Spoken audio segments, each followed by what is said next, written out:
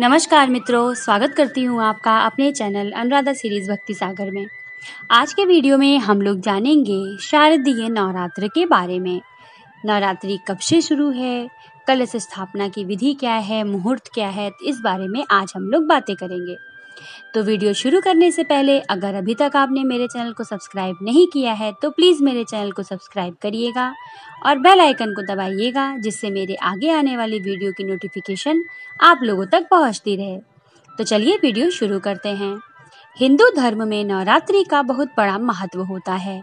नवरात्रि के इस समय में 9 दिनों के लिए माँ दुर्गा को अपने घर में स्थापित किया जाता है। माँ दुर्गा के नाम की अखंड ज्योति भी जलाई जाती है। इस दौरान लोग माँ दुर्गा की विधि विधान से पूजा करते हैं।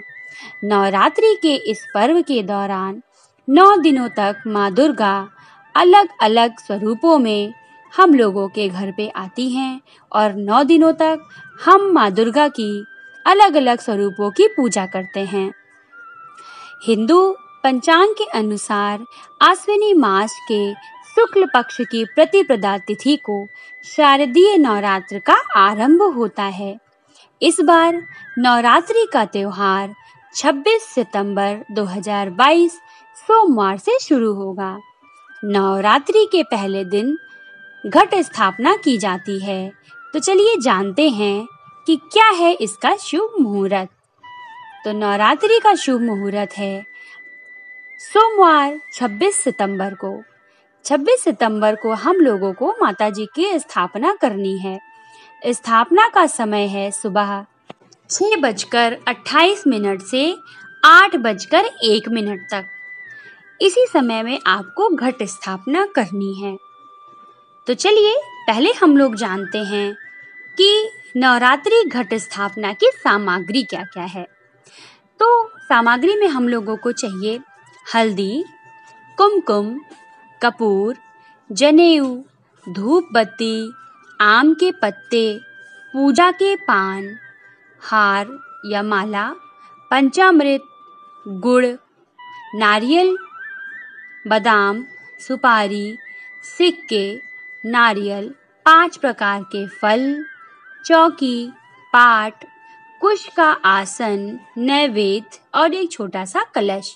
अगर आप लोग अपने घर में कलश स्थापना करते हैं तो आप लोग मिट्टी का कलश लीजिएगा। बहुत सारे लोग तांबे का भी कलश रखते हैं। तो चलिए नवरात्रि घट स्थापना पूजा की विधि क्या है।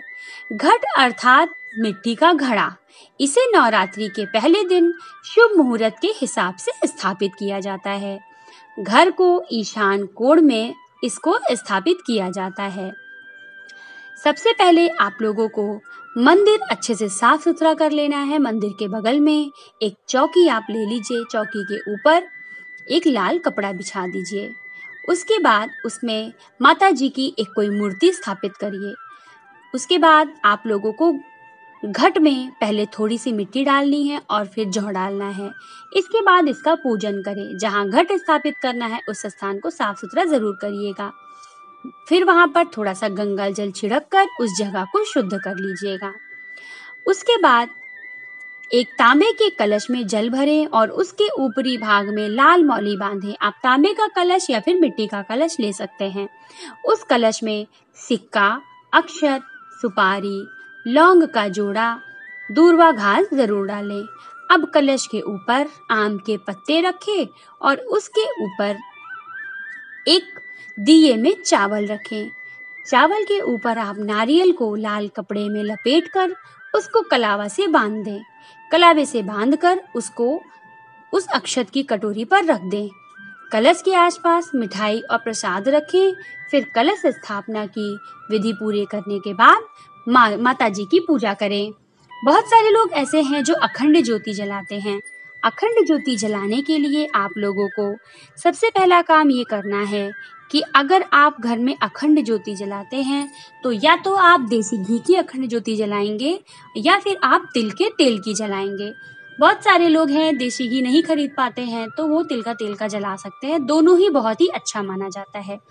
अखंड ज्योति का मतलब होता है ऐसी ज्योति जो 9 दिन तक अखंड रूप से जलती रहे। जहाँ पर आपने कलश स्थापित किया है उसी के ठीक बगल में आप अखंड ज्योति जलाएंगे।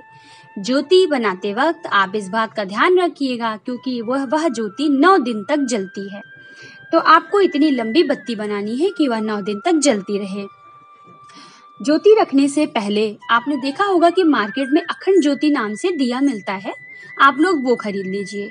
फिर उसके अंदर आप रुई की बत्ती बनाकर या कलावा की बत्ती बनाकर आप लोग उसके अंदर डालिए और ज्योति जलाने से पहले एक छोटी सी प्लेट में या फिर ऐसे ही चौकी पर थोड़ा सा अक्षत रखकर उसके ऊपर ही दिया रखिएगा।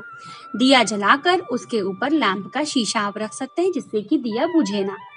बहुत सारे लोग मिट्टी का दिया भी जलाते हैं, मिट्टी का दिया भी जलता है, बहुत ही अच्छे तरीके से 9 दिन बुझता नहीं है। और दिए पर आप थोड़ा सा रोली का स्वास्तिक जरूर बना दीजिए किनारे की तरफ और थोड़ा सा अक्षत जरूर छिड़क दीजिए। प्रतिदिन माता जी की पूजा करिए, सुबह और शाम के समय आरती करिए, दुर्गा चालीसा का पाठ करिए और यथाशक्ति दुर्गा सप्तशती का पाठ जरूर करना चाहिए।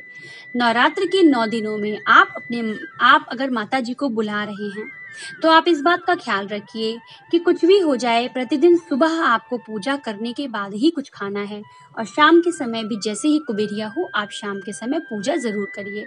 माता जी का भजन करिए अगर आपके घर में बहुत सारे लोग हैं, वरना मैं को बुलाकर भजन जरूर करना चाहिए। नवरात्रि के दिनों में भजन करिए, उसके बाद माता जी को भोग लगाइए। 9 दिन आपको भोग जरूर लगाना है माता जी को। और आपको इस बात का ध्यान रखना है कि अगर आप व्रत रहते हैं तो बहुत अच्छी बात है और अगर आप व्रत नहीं रहते हैं तो भी आपको माता जी को 9 दिन का भोग जरूर लगाना है। बहुत सारे घरों में ऐसा होता है कि महिलाएं व्रत रखती हैं, बहुत सारे पुरुष भी व्रत रखते हैं। आप व्रत भी रह सकते हैं, नहीं भी रह सकते हैं, जैसी आपकी श्रद्धा है उस हिसाब से आप कार्य करिए। अगर आप व्रत रखना चाहते हैं तो 9 दिन का व्रत रखिए। फलाहार खाकर लोग व्रत रहते हैं, सेंधा नमक खाइए, कुट्टू के आटे की पूड़ी वगैरह आप खा सकते हैं। 9 दिन आपको व्रत रखना है। 9 दिन के व्रत में आप जब भी रात को अपने लिए कुछ बनाइए तो सबसे पहले माता जी के लिए भोग जरूर निकाल दीजिए और भोग में आप कुछ भी बना सकते हैं। आलू, थोड़ा साबूदाने की खिचड़ी बना लीजिए, हलवा बना लीजिए। माता जी को रात में भोग लगाकर ही खाइए और जो भोग बनेगा वो बिना चप्पल पहने आप बनाइएगा। महिलाएं किचन में चप्पल पहनती हैं तो आप चप्पल बिना पहने बनाइए, बिल्कुल साफ सुथरा बिना लहसुन प्याज का बनाइए। उसके बाद उसको माता जी को भोग लगाइए। माता जी को भोग लगाने के बाद उसको 5 मिनट वहां पर छोड़ दीजिए। 10 मिनट बाद उसको लेकर आइए और परिवार में उसको वितरण कर दीजिए। सभी लोग उसको प्रेम पूर्वक खा सकते हैं। ऐसा नहीं है, बहुत सारे लोग गाय के लिए रख देते हैं तो वो 2-3 दिन ऐसे ही सूखता है। वो क्या है, वो प्रसाद है और हम लोग ईश्वर को जो भी चढ़ाते हैं वो प्रसाद रूप में ग्रहण करते हैं, तो आप लोग उसको खाइए। प्रतिदिन आपको भोग क्या लगाना है, तो देखिए माता जी को आप प्रतिदिन मिश्री का भोग जरूर लगाइए। मिश्री का भोग लगाइए, चरणामृत बना सकते हैं, पंचामृत बना सकते हैं। अगर आप पंचामृत नहीं बना सक रहे हैं तो आप नॉर्मल साफ पानी ले लीजिए। पानी में थोड़ा सा गंगा जल डालकर आप उसमें मिश्री, थोड़ी सी तुलसी की पत्ती डालकर आप पंचामृत का भोग लगा सकते हैं। इसको हम लोग चरणामृत बोलते हैं, इसका आप भोग लगा सकते हैं। मेवा है, मिश्री है, फल है, आप इसका भोग लगाइए और कोशिश करिए कि प्रतिदिन आपको कहीं से अगर गुलाब का फूल मिल जाए, लाल फूल गुड़हल का मिल जाए, ये आप दुर्गा माता के चरणों में जरूर स्थापित करें और प्रतिदिन एक पान का जोड़ा जरूर चढ़ाइए।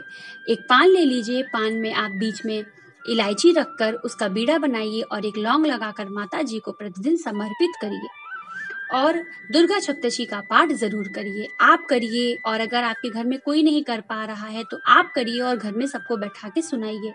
ऐसा कहा जाता है कि जो व्यक्ति दुर्गा सप्तशती का पाठ करता है उसके सारे कष्ट दूर हो जाते हैं और जो व्यक्ति सुनता है उसके भी सारे कष्ट दूर हो जाते हैं। तो कोशिश करिए कि अपने हम लोग हिंदू धर्म में जो भी व्रत त्योहार मनाएं उसको हम लोग बिल्कुल श्रद्धा के साथ मनाएं। आज कलयुग में ईश्वर से बढ़कर कुछ नहीं है और अगर हम बिल्कुल श्रद्धा से ईश्वर की पूजा करते हैं, उपासना करते हैं तो माता रानी हम लोगों की सारी मनोकामनाएं पूर्ण करती हैं। और हम लोगों को पूजा पाठ सिर्फ इसलिए नहीं करना चाहिए कि हमारी मनोकामना पूरी हो, हमको इसलिए भी पूजा पाठ करनी चाहिए क्योंकि पूजा पाठ करने से हमें मन को शांति मिलती है और अगर हमारे बच्चे हम लोगों को देखते हैं तो बच्चे भी हम लोगों से कुछ अच्छा ही सीखते हैं। तो आशा करती हूँ कि आज को आप लोगों की आज की मेरी जानकारियाँ अच्छी लगी होंगी, वीडियो पसंद आया हो, मेरी बातें आप लोगों को अच्छी लगी हो। तो वीडियो को लाइक करिएगा और चैनल को सब्सक्राइब करिएगा। मिलते हैं मेरे अगले वीडियो में, जिसमें फिर से मैं शारदीय नवरात्र के बारे में आप लोगों को कुछ महत्वपूर्ण जानकारियाँ दूंगी। तब तक के लिए जय भोलेनाथ।